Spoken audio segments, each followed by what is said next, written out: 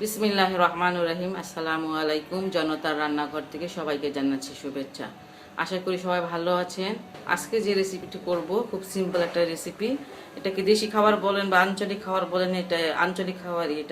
এটা মিষ্টি কুমড়া দিয়ে টক ঝাল মিষ্টি একটা তরকারির মতো রান্না করব। সেটা রান্না করতে আমার যা যা লাগবে সেটা হচ্ছে, আমি মিষ্টি কুমড়া কিছুটা নিয়ে, ছোট্টটা মিষ্টি কুমড়া অর্ধেক কম নিয়েছি, এইভাবে ছোট ছোট করে কেটে নিয়েছি, এটুকু এটুকু, এই যে এইভাবে। এখানে নিয়ে নিয়েছি কিছুটা পেঁয়াজ আর রসুন কাটা কিছু করে কেটে নিয়েছি, আর নিয়েছি 7-8টা কাঁচামরিচ, একটু ঝাল লাগবে তো। এখানে নিয়ে নিয়েছি তেঁতুল, আর নিয়েছি চিনি কিছুটা। টক ঝাল তো, এর জন্য তেঁতুল লাগবে, আর মিষ্টির জন্য লাগবে চিনি। এখানে আধা চামচ থেকে কম নিয়েছি হলুদের গুঁড়া, মরিচের গুঁড়া, ধনিয়ার গুঁড়া, সব আধা চামচ থেকে কম কম নিয়েছি।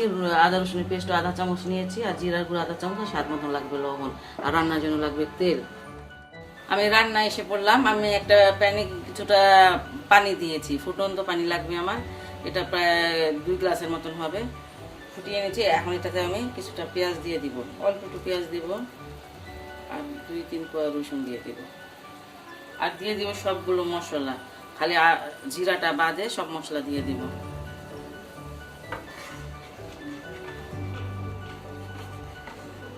এই মশলাগুলো বলক কিসে পেয়েছে, বরফ পড়া পানি তো, বলক কিসে পড়েছে, এটাতে আমি দিয়ে দিব এই মিষ্টি কুমড়া। এটাতে আমি তেল ছাড়া এসব দিয়ে সব সিদ্ধ করবো ফার্স্টে। এটা ঢেকে দেবো, এটা নরম না হওয়া পর্যন্ত ঢেকে দিব।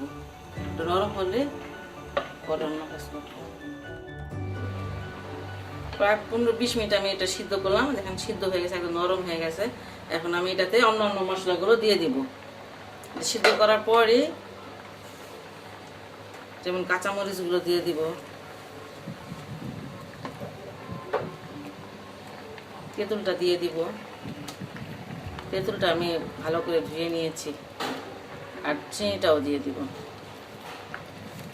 মিষ্টি কুমড়া যদি বেশি মিষ্টি হয় তাহলে চিনি খুব কম দেওয়া লাগে, আর যদি মিষ্টি না হয় তাহলে একটু বেশি চিনি দেওয়া লাগে।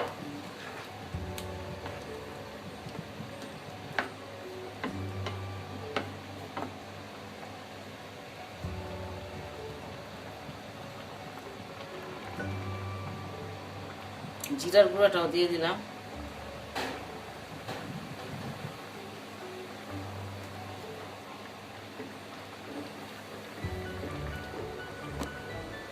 টকটাও খুব বেশি দেওয়া যাবে না, বেশি টক হলেও তো খাওয়া যায় না, অত টক দেওয়া যাবে না। মিডিয়াম টক ঝাল মিষ্টি, এটা একটা আঞ্চলিক তরকারি। যেমন আমাদের বাড়ি বিক্রমপুরের আমার আম্মাকে দেখছি এটা রান্না করতে, তাই আমিও রান্না করলাম। লবণটা আরেকটু লাগবে আমার।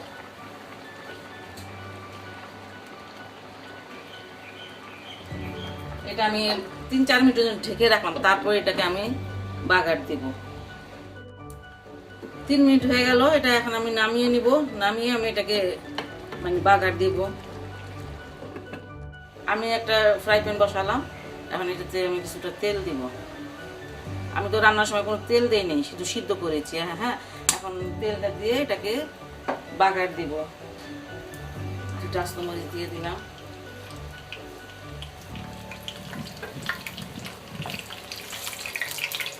মরিচটা তো ধুয়ে নিয়েছি, এই জন্য ছিটতেছে পানি।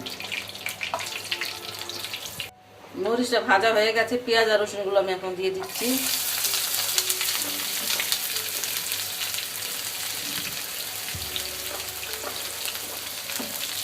টক মিষ্টি ঝাল তরকারিটা কিন্তু বেশ ভালো লাগে খেতে। আমরা ভাত খাওয়ার শেষের দিকে এই তরকারিটা একটু নেই, কিন্তু ভালো লাগে ওই সময়টা খেতে। আমার এটা ভাজা হয়ে গেল, ভেজে নিয়েছি আমি, আর ভাজবো না। এখন আমি এটা মিষ্টি কুমড়ার ভিতরে এটা দিয়ে দিব। এখন আমি মিষ্টি কুমড়াগুলোর ভিতরে এই পেঁয়াজ রসুন মরিচটা দিয়ে দিলাম।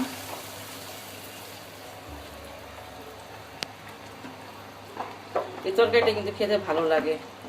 এই যে এখন বেশি গরমের সময় একটু টক ভালো লাগে। এই অনেকে টক রান্না করে না, ওই রকমই এটাও।